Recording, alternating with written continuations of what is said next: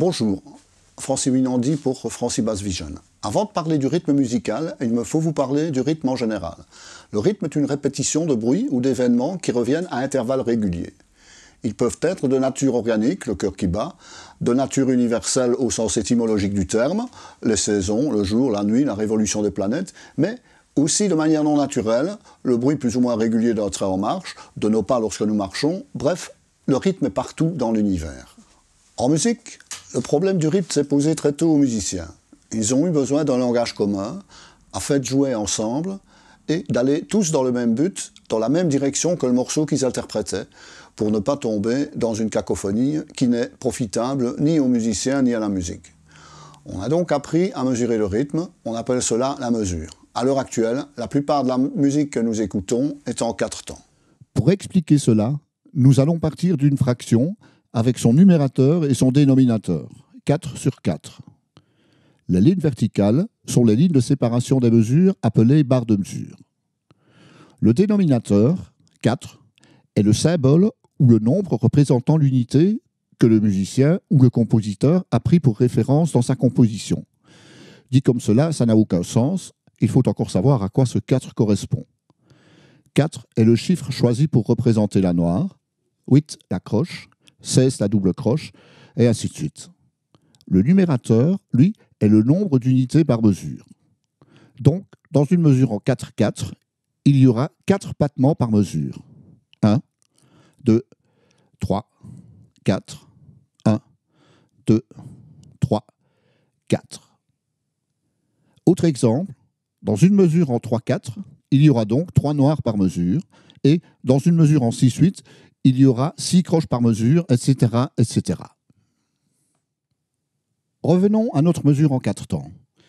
Il faut savoir qu'à l'intérieur de la mesure que nous venons de créer, les sons peuvent être longs ou courts, ainsi que le silence entre les sons d'ailleurs.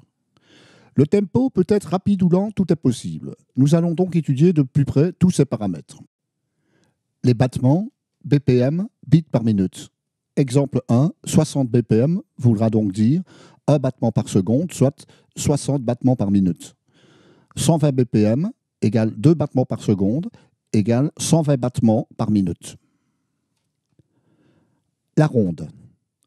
La ronde est l'unité la plus longue que nous pouvons trouver dans une mesure en 4 temps. Elle dure 4 temps et remplira complètement la mesure. Le silence qui lui correspond, le silence est aussi de la musique, s'appelle la pause.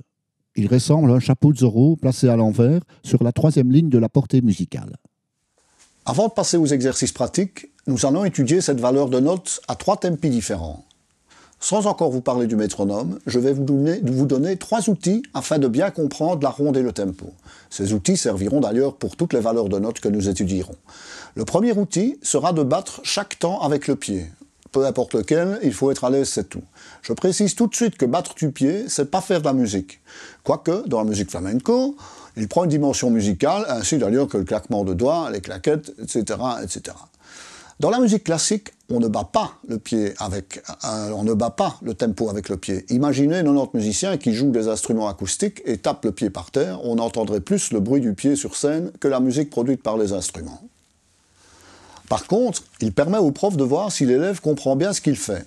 Le pied, manifestation externe du rythme, n'étant que le reflet de son propre rythme interne.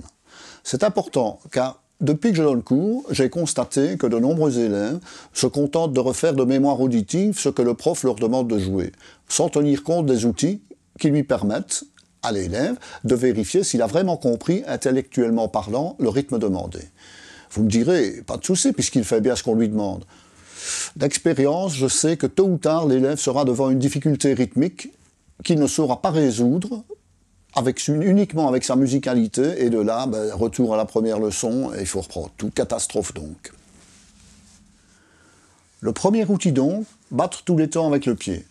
On utilisera cet outil plus particulièrement lorsque le tempo n'est ni trop rapide ni trop lent.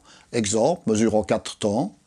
1, 2, 3, 4, 1, 2, 3, 4. Lorsque le tempo est rapide, plutôt que de taper tous les temps avec le pied, on peut utiliser un outil appelé C-barré, ou mesure en 2-2. Ce qui est important de retenir, et surtout de mettre en pratique dans le C-barré, On continue à compter les 4 temps dans la tête, mais on ne tape plus que le premier et le troisième temps avec le pied, ce qui revient en fait à réduire mentalement toutes les notes d'une mesure par 2. Une noire devient une croche, une double croche, etc. etc. Exemple, 1, 2, 3, 4, 1, 2, 3, 4, 1, 2, 3, 4, 1, 2, 3, 4, 1, 2, 3, 4, 1, 2, 3, 4. Enfin, un outil lorsque le tempo est lent. Vous me direz que si le tempo est lent, c'est plus facile. Eh bien non. L'homme a peur du vide, du néant, donc si 2 temps d'une mesure sont trop éloignés, on aura tendance à accélérer pour combler ce vide. Or, imaginons qu'un chanteur, une chanteuse, un soliste raconte toute sa vie musicale entre 2 temps. Les musiciens raccourcissent l'espace entre ces 2 temps. Au bout d'un moment, les chanteurs, etc., n'arriveront plus à articuler leurs phrases et il faudra au pire arrêter le morceau, au mieux freiner le tempo et le public s'en rendra compte. Nous allons donc utiliser l'outil dit de la décomposition à la croche. Je prends un exemple. Lors d'un rallye ou d'une course d'orientation, en plus des étapes officielles, l'organisateur effectue des contrôles surprises afin d'éviter que les petits malins ne prennent des raccourcis. Dans un cadre plus musical, nos étapes officielles seront les temps 1, 2, 3, 4 et les contrôles surprises seront symbolisés par un « et » mental. Donc, en pratique, 1 et 2 et 3 et 4 et 1 et 2 et 3 et 4 et. Afin de réaliser tous ces exercices, nous utiliserons la gamme de Do majeur. Attention, nous allons écrire une grille d'accords purement théorique de 8 mesures où chaque tonique de l'accord doit être jouée comme une ronde. Notez bien, je suis bien conscient que tous mes accords sont ici majeurs, mais je ne tiens pas à embrouiller mes explications rythmiques avec des notions d'harmonie. D'où ma gamme de Do théorique. Pour tous ces exercices, je ne joue que les notes et non leur silence correspondant. Bon travail. Donc, les exercices pratiques. Voici la gamme de Do jouée avec des rondes et un tempo moyen.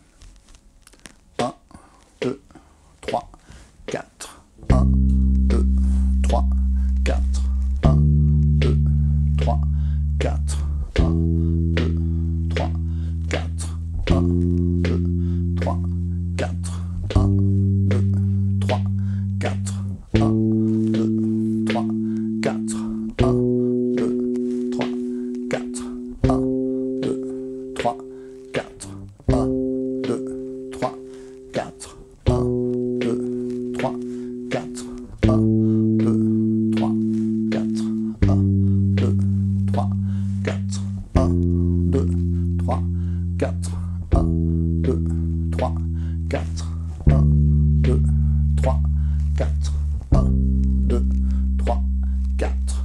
1, 2, 3, 4.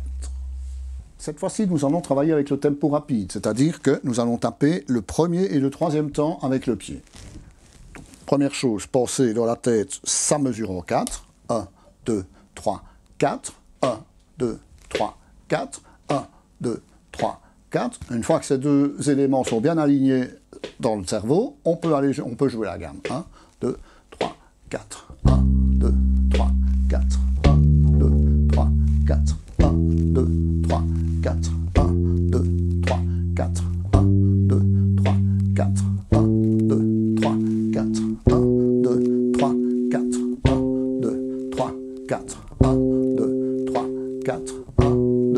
1, 2, 3, 4. 1, 2, 3, 4. 1, 2, 3, 4. 1, 2, 3, 4. 1, 2, 3, 4. 1, 2, 3, 4. 1, 2, 3, 4. 1, 2, 3, 4. Pour ce dernier exercice, nous allons utiliser l'outil dit de décomposition à la croche, c'est-à-dire que nous allons battre notre pied aussi bien en bas qu'en haut.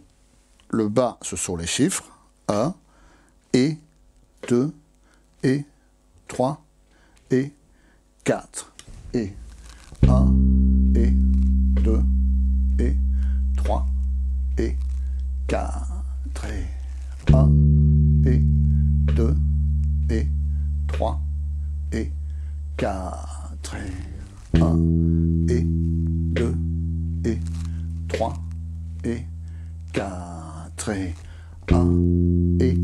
Je pense que vous avez compris, je vais vous faire grâce du reste de la gamme. Voilà. Voilà, ceci clôture cette vidéo, la première de la série. N'oubliez pas de liker, le pouce en bleu. Merci à vous. François Winandi pour Francibas Vision. À bientôt.